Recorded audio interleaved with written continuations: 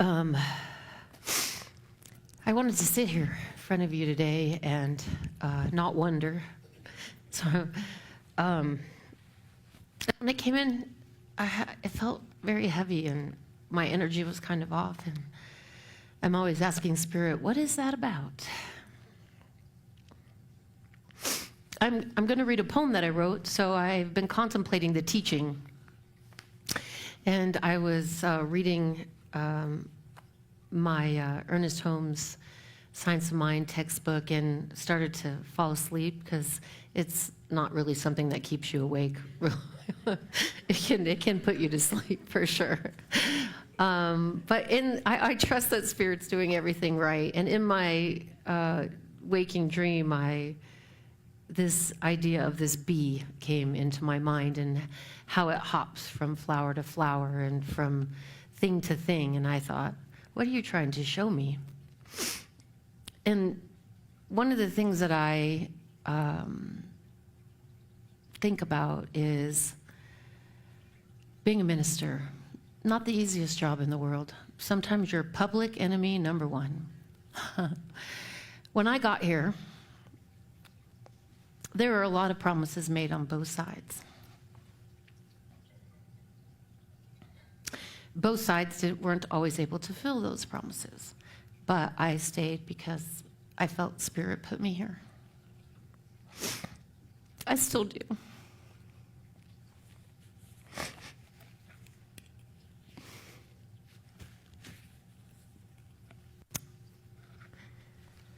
But I have never really ever been able to tell you, well, why am I here?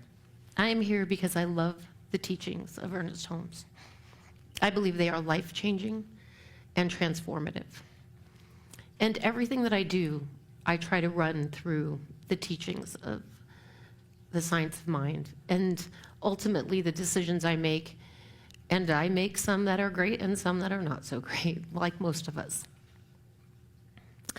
But that is the passion that I felt when I went to ministerial school, and so grateful to have a community coming out of ministerial school that has taught me so much, how to be a better mom, a better leader, a better person, and what the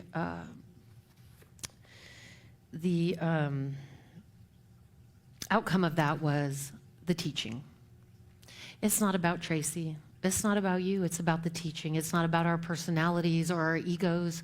It's about how do we take this teaching and share it with our community, because you are here because it's touched you. You are here because you've noticed something about your framework of your life that you want to change. And I am here because I loved it so much that I wanted to be a facilitator of that. Upon arrival, a lot of things happened, and we have moved through a lot of difficulties together. When I arrived in October, by December, we had $400 in the bank. Some of you may not know that. And we've had to work diligently to keep our center going. And I've hid a lot of that from you because I didn't want you to carry the burden of a community, owning the building, leadership issues. But I can't carry that anymore.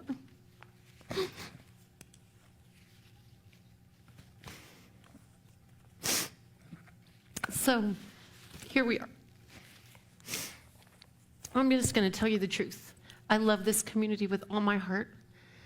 There isn't a moment that I am not thinking about it, not asking Spirit how to make it better, how to be a better leader, a better person, a better partner, a better mother, a better practitioner. And we have made cuts. We have done a lot of things that I have tried to shield you from, and I can't anymore. So it costs $8,000 a month to run this center, and I'm not making it about money because Spirit has always, we're still here, which proves our philosophy, right? It proves it. And we're waiting for our estate to be settled, and which will put us in a place of great abundance. And then we must be good stewards of that and how we're going to take that and move into our community. And if you're new here, I'm sorry that you're having to hear this. But it's time for everybody to know so that we can come together as a community and heal our wounds of the past, to heal the traumas, the framework of control, and to open up into a consensus leadership to my greatest desire for this center is for it to be its own living, breathing entity. And anyone who's sat down in conversation with me or is willing to sit down in conversation, I often share that my dream is that I am here to be a leader, but the center runs itself through volunteerism, great policies and procedures, bylaws. I have endured more at this job than any other corporate America job that I have. And trust me, it's been a great teacher, and I'm not complaining about that because things come with it. But what I want you to know is that I do love this community. I do think about it 24/7. You can ask my husband. And what I want you to know is, yes, there are problems, and we use the teachings. My desire is that we use the teachings to work them out, and that we come into conversation about things. I cannot move here. I cannot move here. I wish that I could. It was a great desire of ours. It doesn't mean it won't happen. It means Spirit hasn't fulfilled that desire for a reason yet, and I trust that. And I do trust that it will happen, but it has, I believe, flushed out a lot of things that were needed to be seen. And I take it very personally when someone leaves. But our philosophy is that, and deeply held value of autonomy. We can't keep people where they don't want to be, and I take it personally within myself. But also there's a time where I have to stop accepting responsibility for other people's actions and motives. I'm here to be a leader to this community and to base everything around the science of mind teaching. To be as vulnerable as I can, to show you my heart when the burden is heavy. I am willing to listen, I am willing to talk, I am willing to be in conversation. Some very horrible things have been said. I don't address them.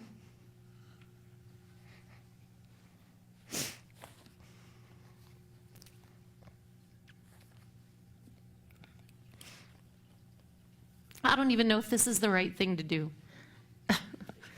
But for some reason, Spirit says it is. So here we go. I'm going to read you my poem. If you have any questions, I'm always available. I love this community. We make great sacrifices for each other. And I will be here until Spirit tells me it's time to move in. It's not time yet. It's not time yet.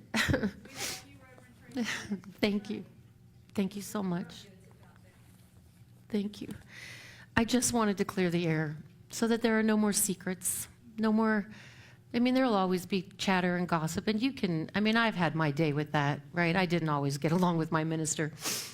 But what I've learned is it's better to have the conversation in person to get your answers resolved from me and for us to work together than it is to talk, because we're not going to grow if we don't fall in love. So my commitment is to always be in love, and that takes truth, and sometimes it's hard for me to let go of shielding people from things. But this is your community, and you deserve to know everything about it, and even what we would consider the not so great sides. But if we bring it all into the light, surely we'll heal. This is what Ernest Holmes has said, and it's time for that to happen. All right, the busy bees awakening. Thank you. Here we go. So, this little busy bee. In youth, there was a busy bee, flying in innocence, wild and free. Each flower a wonder, each color a song. Nothing to fear, no right, no wrong. But slowly the hive taught laws to obey, rules to be followed a proper way. Conditioning whispered, compare, compete, trust is fragile, protect and retreat. Confusion grew where once was delight. He questioned his worth in day and night. Shame took root and blame took aim. Sadness and fear fed the same old game. I feel like I'm reading you a Christmas. He looked at the others, some joyful, some sad, some blessed with families, some lonely, some mad. He measured himself by what he could see, deciding his fate by who he should be. So he searched from flower to flower for cure, a teaching, a nectar to make him secure. Each blossom a promise, each petal a vow, but the freedom he sought was not there somehow. The sadness grew heavy, too deep to conceal, pretending no longer, he started to feel. Anger arose, sharp words took aim, resentment, frustration, and cycles of blame. Oh, just snap it away, his little heart cried. Just one simple answer to turn back the tide. But nothing endured, no blossom could stay. His sorrow returned at the end of each day. Till weary at last, his wings would not fly. His knees gave beneath him, his antenna bent high. Grounded in silence, unable to roam, he turned his gaze inward and found himself home. There in the stillness, he saw it was true. The nectar he sought was not something new. It was never absent. It was never gone. It bloomed in the heart where it always belonged. His last flight was freedom, his heart pure delight. No more to be mended, no more to get right. The nectar was never in things to attain, but the still living essence that always remained. Yet even as he journeyed on, there was never a path to dawn. Each sorrow, each stumble, each flower, each fall was essence already playing us all.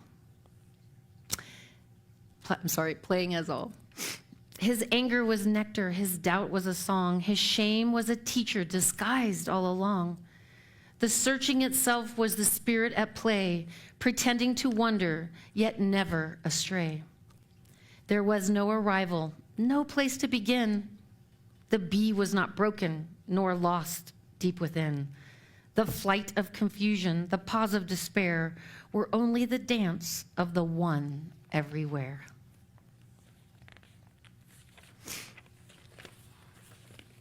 He laughed at the notion of something to find, for freedom was never apart from his mind. Not seeker, not finder, not blossom, not bee, just essence expressing, now eternally free. So this is the poem that Spirit gave to me, and the path of the bee. And from the human side, the journey feels very real, right? So I really contemplated why Spirit shared this teaching. And we all have frameworks and wounds that create the frameworks, and how we have naive, our subconscious and our naive psychology, right? They call it when we have a framework of how we see the world because of the way we were raised, and that's why no two of us can see the world the same way. And when we're working from that framework, we just look at it as us, and we don't recognize that we've been conditioned to see things a particular way, whether it be a trigger of anger or frustration or sadness or madness. But we don't see that the wounds of our past create the conditions of our today. And this is what Ernest Holmes was pointing to. that the subjective mind has no choice but to act upon what it was given. And that's what we don't realize, is that we were given these things that we have taken on as our own. And I often wondered why one person is happy and one person is sad, and one person is angry and one person is mad. It's because of the way they see the world and the framework in which we've all been set up. Some are depressives, some are joy. So then it led to the question, why do we hold on to our traumas and our wounds more than the joyful moments in our life? Surely there have been joyful moments in our lives. They're so much harder to recall when we're in the midst of our pain. It's because they're sticky and icky, and they infect our nervous system, and they make routes in our brain so that when something reminds it that it's still playing that game, it comes back to the surface and it's triggered again, right? It doesn't recognize that what it's coming from isn't actually what's happening. When I worked at the bank, I slammed my fingers in the vault door. Very painful. And it dented them like all the way down to the bone. I was so lucky not to lose my fingers. And whenever I see anything happen with fingers, sorry, my mind goes back to that door.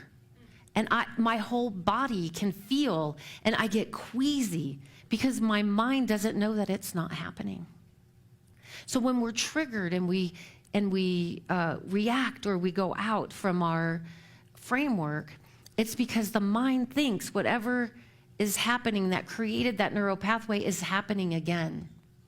And so what the teaching does for us is it stops us. It stops us in the midst of our pain and shows us that we do not have to respond that way. That we've had this, we were in our innocence, in our youth, and I mean, I watch Esty and Luke, and nothing bothers them, right? And when I'm yelling, he's like, "You're breaking our house." And then I'm like, oh God, I promised myself I wouldn't do that. And then I have to recognize, well, why do I do that? What's being triggered in me that I can't find another way to parent? What is triggered in me? That's my responsibility. So I go to the teaching so that it may show me a gift. And the gifts for me come through movie, through song, through conversation. And anybody who knows me knows that I'm always going within. Anytime anything happens, I'm always looking, sometimes at fault, to how I am responsible. Well, it's not really fault because I am always responsible. I and my energy of who I am is attracting who I have in my life. And if I don't like who shows up, then I need to change this, not that.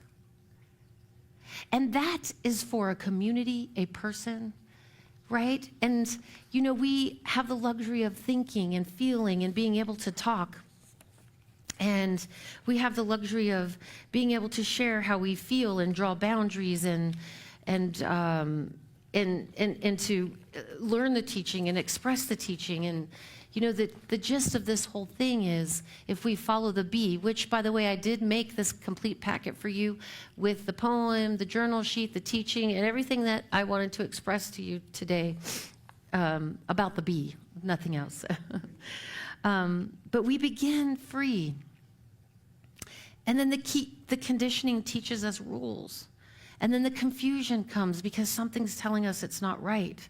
Something isn't right. And then the seeking comes, and we look for teachers, people, places, things, stones, crystals, right? They're all beneficial, and they all serve a purpose, but they are all still of the world. And what we are looking for is the permanent nature of our bliss. When we get to the point of surrender, we collapse into the stillness of love, and we give everything of ourselves back to where it came, to be reunited with that which is already who we are, and for that transformation to occur. And when that transformation occurs, you can't hide from the past. The wounds are sticky because we didn't process them. Joy isn't, because it's an essence that is free, that knows how to move through you, and there's nothing for it to stick to. The wound sticks to wake us up.